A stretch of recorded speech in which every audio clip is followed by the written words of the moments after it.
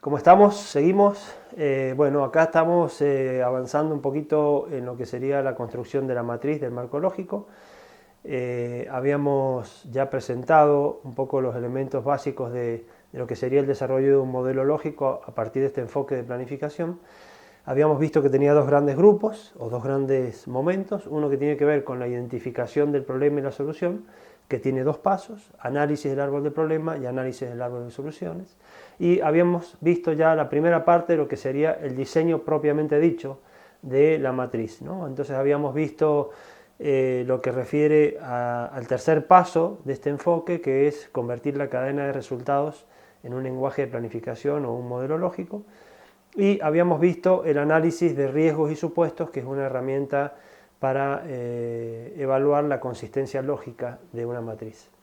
Vamos a entrarle entonces al último paso, digamos, de este proceso, que tiene que ver con el desarrollo de indicadores y medios de verificación, que es otro de los elementos que le va a dar rigidez, consistencia a la matriz del marco lógico y a nuestra intervención. El tema de los indicadores es un tema bastante complejo, sobre el cual muchas veces se cometen muchos errores, digamos, es un tema sensible, un tema complejo, tanto en la parte o la esfera de la gestión de programas y proyectos, como en el campo incluso de la investigación, ¿no? O de la evaluación de programas y proyectos. Es un tema que realmente vale la pena dedicarle un poco de energía para comprenderlo, porque el utilizar mal tanto los conceptos de indicadores como los indicadores en sí lleva a tomar decisiones muchas veces equivocadas, ¿no? Los indicadores básicamente en sus distintos niveles, utilizados en el caso de la matriz, sirven para responder la pregunta: ¿cómo sabemos que los objetivos están siendo alcanzados o que los objetivos se han alcanzado, ¿no? Entonces, decíamos que un indicador es un medio para medir los hechos en comparación con lo planificado. Es decir, esto puede hacerse en términos de calidad, de cantidad, de temporalidad, es decir, qué tan oportuno llegaron las acciones y los resultados del proyecto, ¿no? De alguna manera, los indicadores nos tienen que ofrecer una evidencia objetiva que pueda ser verificada independientemente por distintos actores. Es decir, no puede ser que, por ejemplo, un evaluador vea determinados resultados a partir de la evaluación de un proyecto y otro del mismo proyecto vea resultados diferentes, ¿no? Entonces el indicador, usando los mismos indicadores. Entonces el indicador debiera permitir evidenciar de manera objetiva e independiente los logros y los resultados de una intervención. Hay muchísimos tipos de indicadores, pero por lo general podríamos clasificar en indicadores cuantitativos, es decir, que pueden ser medidos y contados; cualitativos, básicamente aquellos indicadores que tienen que ver con las percepciones, con los sentimientos, ¿no? Juicios de valor. Y también tenemos indicadores que podrían ser directos, por ejemplo, el porcentaje de empleo, el nivel de ingreso, es decir, hay un valor que directamente nos está diciendo cuánto se logró de lo que se quería lograr, ¿no? Y hay indicadores que le vamos a llamar proxy o por aproximación, que básicamente se conforman con un conjunto de indicadores que nos permiten tener una medida cercana, ¿no? Por ejemplo, si yo quiero medir el nivel de cohesión grupal que alcanzó un grupo a partir de una capacitación o de un proyecto de fortalecimiento de organizaciones de la sociedad civil. ¿Cómo mido la cohesión grupal? Probablemente no hay un indicador directo para la cohesión grupal, pero sí, si yo veo el interés de los miembros del grupo en participar de reuniones, el interés de los miembros del grupo en generar proyectos o iniciativas, el que los miembros del grupo hayan creado un estatuto y se hayan formalizado como sociedad civil, me está dando ese conjunto de indicadores una pauta de un grado de cohesión grupal, ¿no? Entonces yo podría hacer un índice de cohesión grupal a partir de distintos indicadores. Algunas preguntas que nos podrían ayudar a pensar qué indicadores es cómo sabremos o vamos a demostrar a otros, por ejemplo los donantes, que los cambios anunciados en los resultados se están alcanzando satisfactoriamente. ¿Cómo sabremos o quién cambiará como consecuencia de los resultados de las actividades del proyecto? ¿Qué cambiará a causa del proyecto? ¿Qué cosas van a cambiar?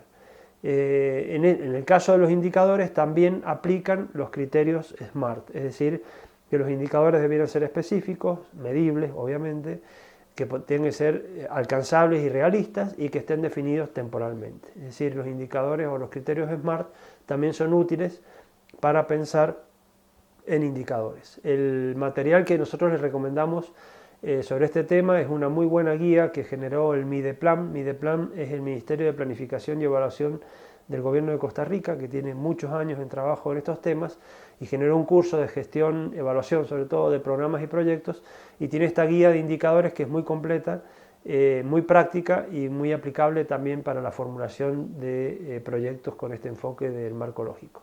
Y también les va a resultar útil para cuando tengan un curso o el curso o la parte, digamos, que tiene que ver con evaluación de programas y proyectos.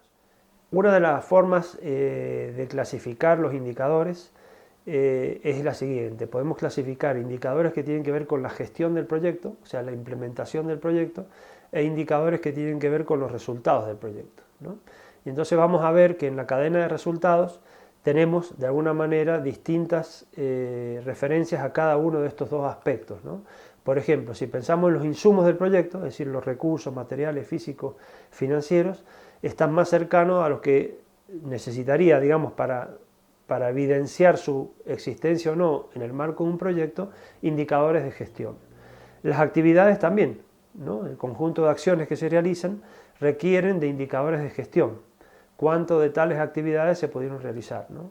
Los bienes y productos, que son bienes y servicios, que son los productos o servicios directos de la intervención, como consecuencia de las actividades, está ahí también en lo que serían los cambios de primer nivel y más cercanos a lo que sería la gestión del proyecto. Por otro lado, los efectos y los impactos están mucho más cercanos o corresponden, digamos, o necesitarían de indicadores de resultados para poder dar cuenta de ellos, ¿no? Entonces esta clasificación de indicadores nos permite compartir un ejemplo de un caso concreto. En este caso yo participé, coordiné un equipo de evaluación de un programa de salud pública en Costa Rica y uno de los ejemplos que he tomado es de este programa, donde de alguna manera se muestra cómo se pueden construir indicadores específicos para cada elemento de la cadena de resultados. Entonces, si presentamos la cadena de resultados, básicamente insumos, actividades, productos, efectos, impactos, que ya la venimos viendo durante todo el curso, podemos ver cómo para un mismo proyecto concretamente, en este caso de vacunación, los indicadores son distintos según el aspecto o el nivel de cambio al que nos refiramos, ¿no? Acuérdense que si esta cadena de resultados la ponemos en formato vertical, ya tenemos ahí los tres elementos de la matriz, ¿no? Productos, efectos, impactos, y los insumos y actividades como una actividad directamente relacionada con el tema de productos, ¿no? Entonces, para el ejemplo que les estoy dando, veíamos insumos, el porcentaje de presupuesto institucional asignado para la compra de vacunas contra la gripe estacionaria durante el 2018. Actividades para el mismo proyecto, porcentaje de dosis de inmunización suministradas en el primer semestre del 2018 a los centros de salud para la prevención de la gripe estacionaria en personas adultas mayores. Es decir, el primero está dando cuenta, el indicador, de la disponibilidad del presupuesto inicialmente previsto. El segundo está dando cuenta de la cantidad de dosis que se entregaron, es decir, la actividad. El tercero, productos, refiere al porcentaje de personas adultas mayores, que era la población destinataria de este programa, de este proyecto, contra la gripe, que fueron inmunizadas contra la gripe estacionaria durante el 2018 a nivel nacional. Es decir, lo que hace el indicador de productos es ver la efectividad, en este caso, de las vacunas. que fueron aplicadas, ¿no es cierto? Es decir, el resultado de las actividades. El indicador de efectos va a hacer referencia ya no tanto al nivel de inmunización, sino al impacto, a los efectos, a los resultados del proyecto respecto de una situación sin intervención. Entonces lo que mide es una tasa de variación de contagio de gripe estacionaria en las personas adultas mayores que fueron beneficiarias en el 2018 respecto de lo que sucedió en el 2017. Es decir, lo que va a hacer es comparar el efecto de estos conjuntos de productos, que son las personas inmunizadas, en la población respecto de una situación anterior sin intervención. Y finalmente los impactos va a tratar de ver cuál es la contribución de que estas personas se hayan inmunizado en el largo plazo. Entonces, un indicador es la tasa de esperanza de vida de la población adulta mayor, tasa de mortalidad materna por 10.000 nacidos vivos, prevalencia de desnutrición para el 2020 respecto al 2017. Es decir, va a, como indicador, mirar los cambios en el largo plazo a los que estos efectos van a contribuir, pero como hemos dicho muchas veces, no son enteramente responsables de alcanzar. Sobre el tema de indicadores hay muchas cuestiones más a resaltar. Uno es la frecuencia de la medición, es decir, cuando pensamos en indicadores, pensamos, bueno, cuándo y cómo los vamos a medir, ¿no? Los medios de verificación, que los vamos a ver ahora, son la forma de obtener la información para usar los indicadores. La frecuencia de medición varía mucho si nos movemos en el nivel de cambios de primer nivel, actividades y productos, respecto de los cambios en el largo plazo, impactos, ¿no? Es decir, para ponerlo concretamente, si nosotros vemos insumos, actividades y productos requieren de una medición que tenga mucha más frecuencia, mucha más regularidad, porque los cambios se están produciendo durante la gestión, y si nos movemos al nivel de los efectos, probablemente una vez al año, cada 2 años o cada 3 años, dependiendo del largo del programa y del proyecto, y si nos vamos a nivel de impacto, probablemente cada 3, 5, 10 años, dependiendo también el tipo de política, de programa o proyecto, ¿no? Pero lo que es importante es que, si bien definimos indicadores inicialmente para todos los niveles de cambio, la frecuencia con la que hacemos la medición es diferente según el tipo de cambio o el nivel de cambio en el que estemos tratando de medir o de observar.